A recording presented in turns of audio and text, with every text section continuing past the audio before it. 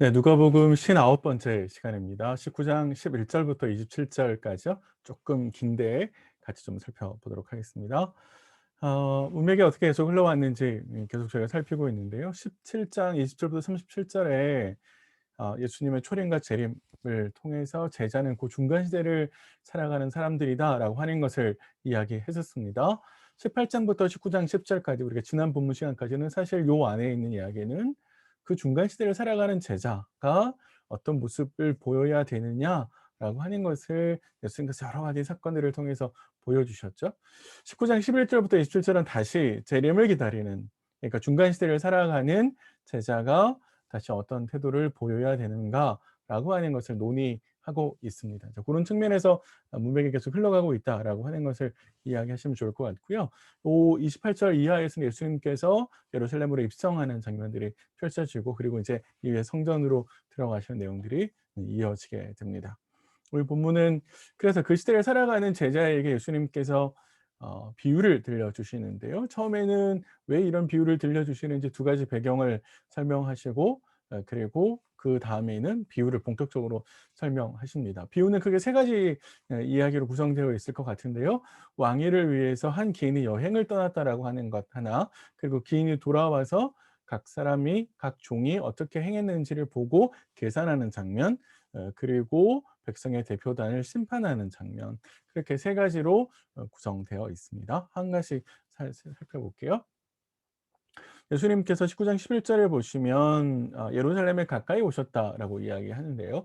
예루살렘에 가까이 오셨다라고 하는 것은 시간이 얼마 남지 않았다라고 하는 것을 알려주는 것인데, 거꾸로 제자들은 어떻게 생각하고 있냐면 반대로 생각하는 것이죠. 예루살렘에 오면 당장 하나님의 나라가 임할 거다라고 생각했었습니다. 사도행전 1장까지 갔었어도 제자들의 생각은 바뀌지 않는 것처럼 보이거든요.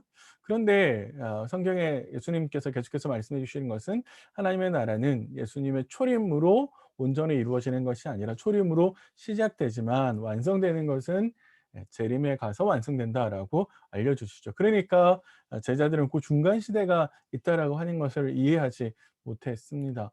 왜 이런 중간 시대가 존재해야 되냐라고 하면 사람들이 계속해서 예수님을 거부하고 있기 때문이죠. 더 많은 사람들이, 사실 모든 사람들이 구원받기를 바라시는 하나님의 입장에서 보면 더 많은 사람들에게 기회를 주시기 위해서 예수님의 재림을 두시는 것처럼 보입니다. 그래서 두 단계로 임하게 된다라고 하는 것을 알려주시는 거죠. 그런 생각을 교정해 주고 또 그 시대를 어떻게 살아야 될지를 알려주시기 위해서 문화의 비유를 들려주시는데요.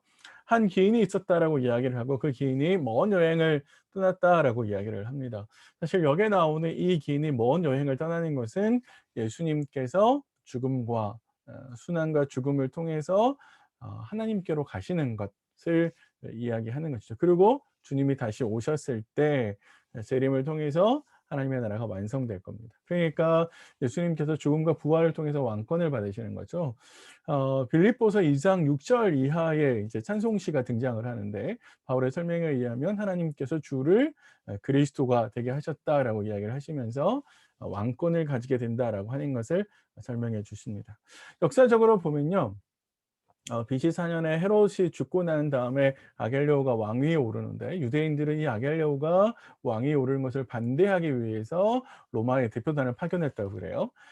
이 아겔레오가 유대인들을 죽였다라고 이야기를 합니다. 6월 달에 3천 명 가까이 되는 사람을 죽인 기록을 요세푸스라고 하는 역사학자가 기록하고 있는데, 그런 사건들이 있었습니다. 그래서 아마 예수님의 이 이야기는 굉장히 청중들에게 깊이 와 닿았을 것 같아요. 그래서 기인이 여행을 떠나는데, 이 기인이 여행을 떠나면서 종들에게 임무를 맡깁니다. 문화를 통해서 장사를 하라고 요구하는데요. 장사한다는 말은 이윤을 남긴다는 거죠. 결국 지인이 돌아오면 얼마나 이윤을 남겼는지, 얼마나 성실하게 신실하게 일했는지 계산을 하겠죠. 그런데 문화라고 하는 것은요, 한 문화는 100 드라크마이고 한 드라크마는 한 데나리온과 똑같습니다. 우리가 앞에서 계속 데나리온을 생각해 왔었는데, 한 데나리온은 노동자의 하루 품삯이었잖아요. 그러니까 한 문화는 한 달을 25일 정도 일을 한다고 생각을 하면 약 넉 달치 품삯이라고 이제 볼 수 있는 것이죠. 그래서 10 명에게 종에게 주는데 그 10 명은 제자 전체를 이야기하는 거죠. 결국 이야기하려고 하는 건 뭔가요?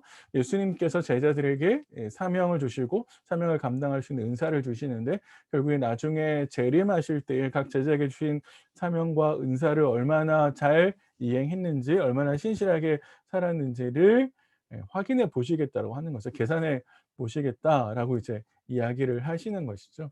결국 그래서 제자들에게 요구하시는 것은 굉장히 신실한 삶을 살아야 된다라고 하는 것을 이야기해 줍니다. 그런데 제자와 달리 백성들은 거부합니다. 여기에 나오는 백성들은 유대인들이 예수님을 거부하는 것을 상징하는데요. 아마 모든 유대인들이라고 말할 수는 없을 것 같습니다. 제자들과 같이 예수님을 따르는 유대인들도 있었겠죠. 하지만 예수님을 따르지 않고 예수님을 거부한 이 백성들은 나중에 결국 심판을 받게 되는 것을 저희들이 이제 확인할 수 있습니다. 특별히 이 사람이라고 이제 표현을 해서 얼마나 유대인들이 예수를 경멸적으로 대했는지를 잘 보여주고 있고요. 아까 말씀드린 대로 아겔레오가 이 배경으로 등장할 수 있습니다. 시간이 흘러서 왕위를 받은 이 귀인이 돌아오게 되는 것이죠. 결국 아까 말씀드린 것처럼 왕위를 받는 것은 예수님이 죽음과 부활을 통해서 승천을 통해서 하나님 편에 앉으셔서 왕위를 받으시는 것이고 재림 때에 그 왕권을 온전히 이제 행사하실 것인데 그래서 귀인이 돌아오는 것이 예수님이 재림하는 것하고 의미가 이어지는 거겠죠. 그래서 돌아온 기인은 종들을 불러서 계산을 합니다. 얼마나 신실하게 일을 했는지를 계산을 하는데 이걸 통해서 예수님은 제자들이 예수님께서 다시 오시는 재림 고 사이에 각자가 맡겨진 일을 성실하게 수행해야 된다라고 하는 것을 강조하는 것이죠. 첫 번째 종 뭐 두 번째 종도 마찬가지인데요. 열심히 성실하게 일을 했습니다. 그래서 1000%의 예언을 남겼죠. 고대에서는 이런 일이 종종 있었다라고 이야기를 합니다. 중요한 건 뭐냐면 책임을 성실하게 이행했고 그 결과로 주인에게서 칭찬을 받는 거죠. 두 번째 종도 마찬가지로 동일한 차원에서 주인에게 칭찬을 받습니다. 그런데 이 세 번째 종이 문제가 되는 거예요. 사실 예수님의 초점은 이 세 번째 종에게 있는 거거든요. 근데 우리 오늘 개역 개정에는 또 한 사람이라고 번역을 했지만 사실 다른 사람이라고 번역하는 게 더 정확합니다. 다른 사람. 이렇게 다른 말을 썼다 다른이라는 말을 썼다라고 하는 것은 첫 번째, 두 번째 종과는 다른 부류의 사람이다라고 하는 것을 넌지식 이야기하는 것이고 첫 번째, 두 번째 사람이 신실하게 행했던 것과는 달리 이 사람은 그렇지 않았을 것을 암시해 줍니다. 네, 이 종이 뭐라고 보고를 하냐면 "내가 문화를 수건에 싸서 감싸 두었습니다."라고 이야기를 하는데 그렇게 했던 이유는 뭐냐면 주인이 굉장히 무서운 사람이라는 거예요. 그래서 내가 열심히 일을 해 가지고 돈을 벌면 주인은 무서운 사람이니까 엄격한 사람이니까 냉혹한 착취자니까 뺏어 가실 거고 만약에 장사를 하다가 실패해서 돈을 다 잃어버리면 주인의 그 책임을 나에게 물을 거라고 이야기하는 거죠. 그러니까 종은 이런 생각을 했기 때문에 주인을 그런 사람이라고 이해했었기 때문에 그러면 가장 좋은 방법은 내가 가지고 있는 문화를 가지고 아예 장사를 하지 않고 그걸 그대로 감싸 두는 거다라고 이제 이야기를 한다는 거죠. 그런 생각을 해서 이런 판단을 내렸다라고 이야기를 합니다. 그래서 이렇게 정리를 하면 만약 내가 돈을 번다면 당신은 그것을 취할 거잖아요. 반면에 내가 돈을 잃어버린다면 당신은 반드시 내게 책임을 물을 거잖아요. 그래서 저는 이런 판단을 내리고 이런 행동을 했습니다라고 이야기를 하는데요. 우리가 여기 재미있게 생각해야 될 건 뭐냐면 보세요. 종이 주인을 어떻게 생각하고 있느냐가 그의 행동을 결정짓잖아요. 그러니까 우리가 주님을 어떤 분으로 알고 있느냐에 따라서 우리 행동이 결정되어질 거거든요. 그리고 내가 행동하는 것은 다른 사람들에게 내가 주님을 어떻게 이해하고 있는지를 보여주는 거울이 되겠죠. 그러니까 다른 사람들은 나의 모습을 보면서 하나님이 어떤 분이신가를 보겠죠. 내 모습 속에서 내 삶 속에서 많은 사람들이 어떻게 하나님을 이해하고 있을까? 내가 어떤 하나님을 보여주고 있을까? 한번 고민해 보시고 생각해 보시면 좋겠습니다. 이 귀인은 그 종의 논리를 가지고 와서 그대로 판결을 하게 되는데 사실 그가 잘못한 오해 때문에 결국에 그는 심판을 받게 된다라고 하는 것을 생각할 수 있습니다. 만약에 기인이 그런 분이라면 그렇게 이해를 했다면 오히려 그 돈을 은행에 맡겨서 이자라도 받게 했어야 했다라고 이야기를 합니다. 그렇게 엄격한 사람이라면 더 열심히 돈을 남길 생각을 했어야 했다라고 하는 거죠. 하지만 사실 첫 번째 사람과 두 번째 사람이 보여준 것처럼 개인은 그런 사람이 아니거든요. 그러니까 그렇게 오해했다라고 하는 것은 이 종이 자신의 주인을 모욕한 것이라고 볼 수 있습니다. 그러니까 사실 우리가 우리의 행동이 주님을 보여주는 것이라고 아까 말씀드렸는데, 우리의 잘못된 행동은 주님에게 모욕을 드릴 수 있는 것이라고 볼 수도 있겠죠. 그래서 이 주인이 판결을 내리는데 돈을 빼앗아서 첫 번째 종에게 주어 버립니다. 그래서 책임을 추가로 맡게 하고요. 그리고 이 사람들은 어 내어 쫓김을 당하게 되는 거죠. 마태복음에 의하면 이 똑같은 본문에 있어서 내어 쫓김을 당하게 되는 것이거든요. 그러니까 이 사람들이 결국에 주님이 주신 사명을 얼마나 어떻게 감당했느냐에 따라서 그 결과가 달라진다라고 하는 것을 보여주는 거죠. 하나님 앞에서 주님이 우리에게 주신 사명을 우리가 어떻게 판단하고 어떻게 결정하고 어떻게 행동했냐에 따라서 나중에 그 결과가 달라지게 된다라고 하는 것을 우리에게 생각해 주는 겁니다. 그러니까 주님이 오셔서 내가 얼마나 성실하게 일을 했는지, 신실하게 사명을 감당했는지, 혹은 은사들을 얼마나 활용을 했는지, 그 은사들로 다른 사람들을 잘 섬겼는지, 재물을 주셨는데 이 재물을 가난한 사람들에게 얼마나 나누어 주었는지를 계산하실 거라는 거죠. 그 계산 결과에 따라서 상을 받을 수도 있고 아니면 벌을 받을 수도 있다라고 하는 것을 이야기해 줍니다. 한번 계산해 보실까요? 주님이 지금 당장 오신다면 나는 얼마나 점수를 받을 수 있을까요?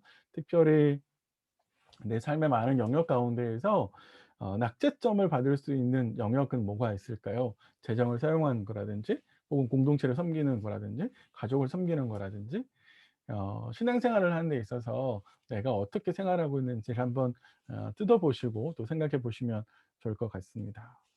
마지막으로요. 이 귀인은 원수들이라고 표현되는 자신의 왕위를 반대했던 사람들을 죽이라고 명령을 합니다. 굉장히 엄격한 심판을 내리죠. 이건 사실 예수를 거부하는 사람들이 받게 될 운명이라는 거죠. 그래서 나중에 예수님이 오셨을 때 예수님을 거부한 모든 사람들에게도 이런 동일한 운명에 처하게 될 것입니다. 결국 이런 논리들을 생각해 보면 크게 비유 안에 세 가지 다 서로 다른 무리가 등장을 하는데요. 나는 어떤 부류에 속하고 있는지를 한번 생각해 보세요. 첫 번째는 신실하게 청지기 직분을 잘 행사한 사람들. 예수님이 상을 베푸시죠. '내가 지금 이런 모습일까?' 한번 생각해 보시고, 아니면 청지기 직분을 제대로 행사하지 않은 사람들. 주님을 알고 있지만, 주님과 관계를 맺고 있지만 그러나 신실하게 행하지 않았던 사람들은 예수님의 거부를 당하죠. 그러니까 우리 사실 교회 안에 있다라고 해서 이게 다 좋은 건 아니죠. 교회 안에 또 있다고 하는 것이 곧 주님 앞에서 구원을 받는다, 이렇게 생각할 수 없습니다. 주님과 어떤 관계를 맺고 있느냐가 더 중요한 것이고, 주님이 주신 사명을 어떻게 이행할 것인가가 더 중요합니다. 공개적으로 거부당하는 사람들도 있었는데 예수에게 심판을 결국 당하게 되는 것이죠. 이런 부류의 사람들 가운데 나는 어디에 속해 있을까? 그리고 어디로 가야 될까? 한번 생각해 보시면 좋겠습니다. 마지막으로 비유가 강조하고 있는 몇 가지 점을 생각해 보시죠.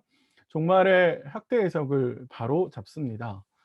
제자들은 곧바로 주님이 하나님 나라를 이루시고 왕위에 올라가서 메시아 시대를 펼칠 거라고 생각했지만, 그러나 예수님은 그렇지 않다라고 가르쳐 주시죠. 사실 예수님께서 자신의 순환과 고난을 여러 번 이야기하셨음에도 불구하고 제자들은 제대로 이해하지 못했죠. 자신들의 생각 안에, 신앙 안에 갇혀 있었기 때문에. 그래서 그들의 몸은 주님을 따르고 있는 거지만 사실 그들의 생각은 자신의 욕망을 따라가고 있는 거잖아요. 우리가 하나님 앞에서 내 욕망을 가득 채운 채 예배드릴 수도 있고요. 내 욕망을 가득 채운 채 기도할 수도 있고, 욕망을 가득 채운 채 말씀을 들을 수도 있는 거거든요. 그러니까 그런 점에 있어서 우리 자신을 또 돌아보셨으면 좋을 것 같고, 두 번째는 신실하게 해야 된다. 책임을 완수해야 된다라고 하는 점을 이 비유가 분명히 강조하고 있습니다. 하나님은 우리에게 맡기신 것을 계산할 날이 오잖아요.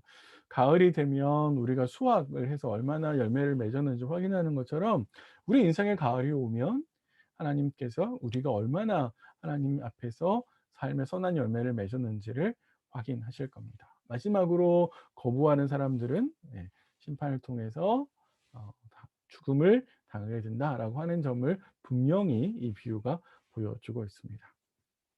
주님의 재림을 기다리는 신실한 제자로서 오늘 하루도 우리가 함께 살 수 있었으면 좋겠습니다. 내일 다시 뵙겠습니다.